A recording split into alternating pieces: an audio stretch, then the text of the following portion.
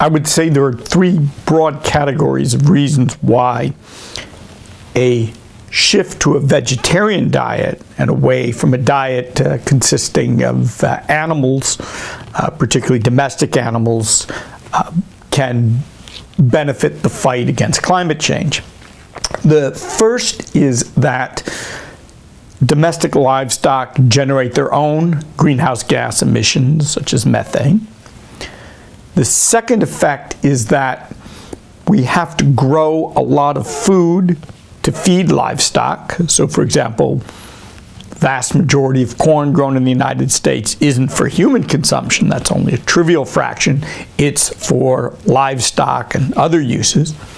So, to grow that corn, we have to use a lot of fertilizers and things like that, and that in turn requires energy. So the production of the fertilizers contributes to climate change. And then third, the land that is devoted to growing crops for livestock or that is devoted to pasture for livestock may cause us to have to create additional farmland to grow the crops that people eat directly. A vegan diet would require even less animal agriculture, and in so doing would help to further reduce climate change. It certainly seems to me that the number of people who are vegetarian has increased significantly, say, just in the last 15 years or so. But whether it will become the default dietary preference with a small proportion of people being carnivores versus the current situation where most people consume a lot of animal protein and a smaller percentage are vegetarians, tough to predict. I think you will see people consuming less meat, and perhaps, particularly in the developed countries where they have more options, consuming less environmentally harmful types of meat. Even small steps have a very beneficial impact in terms of raising public awareness. And so if Meatless Mondays don't lead to lots and lots of people adopting a vegetarian or vegan lifestyle, but it does cause lots of omnivores to reduce the amount of meat, then there could be significant environmental benefits from that. Are you a vegetarian? No, I'm not. I have found over the years, and particularly, frankly, since I've started teaching about agriculture and its impacts on the environment, that I have significantly reduced the amount of animal protein that I consume. And of the animal protein I consume, more and more of it comes from fish and shellfish than, say, mammals or birds. And when I consume fish or shellfish, I try very hard to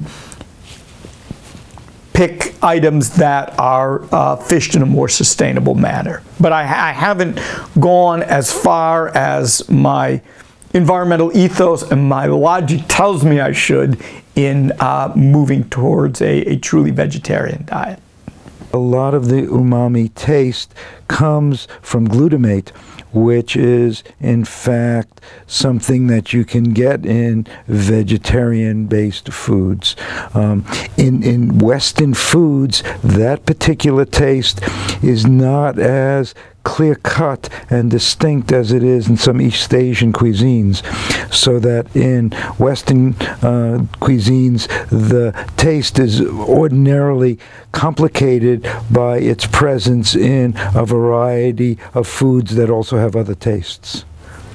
Stews and other kinds of savory foods that would have meat, but also to enhance umami, many people use MSG, monosodium glutamate. most people like to eat meat. Meat has a very good mouthfeel. It is something, especially fatty meat, that gives people great satisfaction taste-wise. It is something that symbolically in our society and many other societies is considered the centerpiece of a meal, that without meat, many people do not consider a meal that really can be considered a satisfying experience. And so meat becomes a centerpiece. Meat is also, for many people, a symbol of eating well. The evolution of our dietary patterns is still kind of complicated, and there are a lot of different opinions about exactly what our ancestors ate and what we should be thinking about right now. A lot of this has come to the fore as a result of thinking about what has come to be called the paleo diet. What the paleo diet has come to mean in the general population is that you eat a huge amount of meat and you stay away from dairy and you stay away from grains. And that's not what the paleo diet is at all. The paleo diet is really a diet where you consume an enormous variety of plant foods, and that the meat and the plant foods are in fact part of a very, very general dietary regime.